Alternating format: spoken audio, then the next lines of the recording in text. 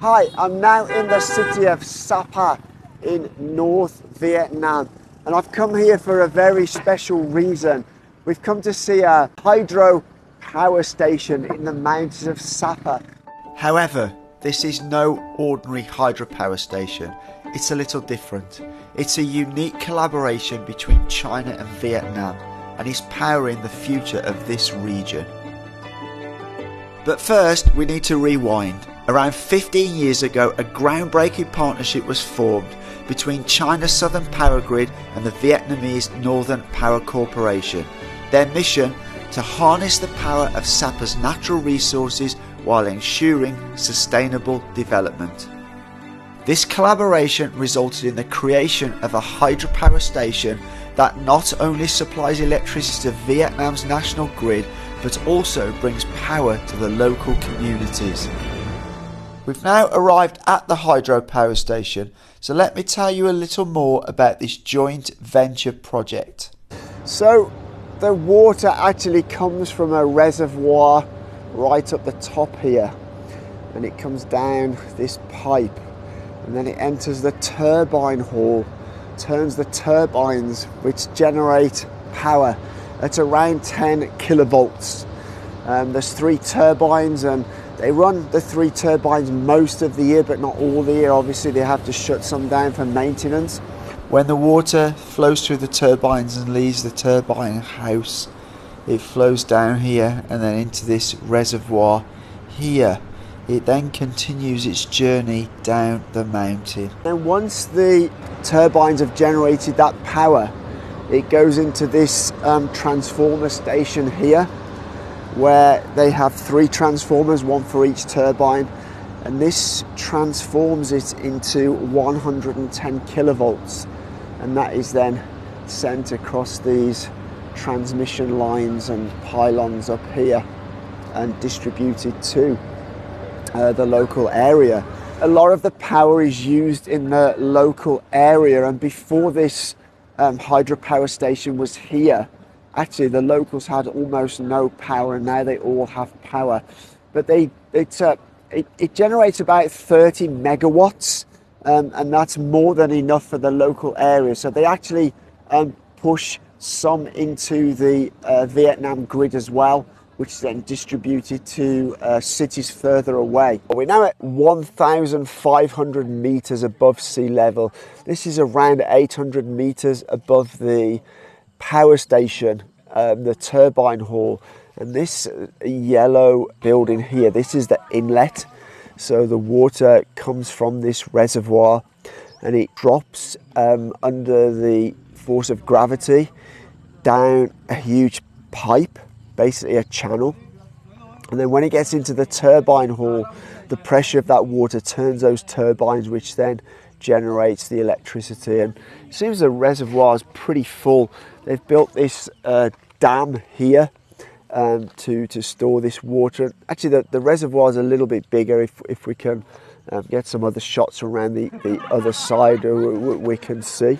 You can see the dam here, and this is a gate they can open. If the dam gets too full, they can relieve the amount of water in the dam, and that flows through the sort of gate down there and flows off down the mountain. But yeah, I mean, it's all this has had to be constructed, and the reason why Vietnam partnered with China to do this product is actually they set up a joint company between the Vietnamese company and China South Power Grid Corporation, because China have the expertise and the experience and the technical ability to undertake big sort of infrastructure projects like this. It all kind of blends in with the environment. They haven't damaged the environment to build this, and yeah, I mean, it's a really great project. It's very good how they've built this using natural resources to give electricity to many people. So right now the reservoir's not at its fullest. It's not really low, but it's not full. Actually, the rainy season here is between July and October.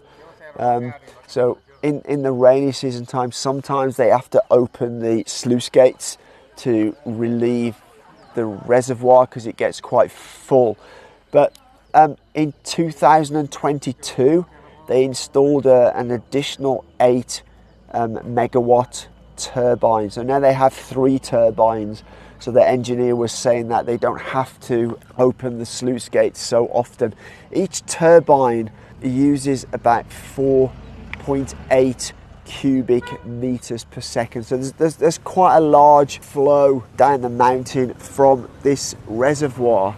And what makes this project even more interesting is that before this dam and power station was built, there actually wasn't a road, and it would take the locals like maybe 1 to 2 hours to walk into the village. And to aid getting all the construction material up here, one of the first things they had to do was build a road, and that's really benefited the locals because now they can get to the village in 5 to 10 minutes on their motorbike. So that's been a massive benefit to the villagers. So this project in Sapa is more than just a success story. It's a model for future collaborations between nations. It shows that with mutual respect, shared goals and a commitment to sustainability, great things can be achieved. And as we move forward, let this be a reminder of the power of collaboration. Sapa's Xiaochangkou hydropower station is lighting the way for a brighter and more sustainable future.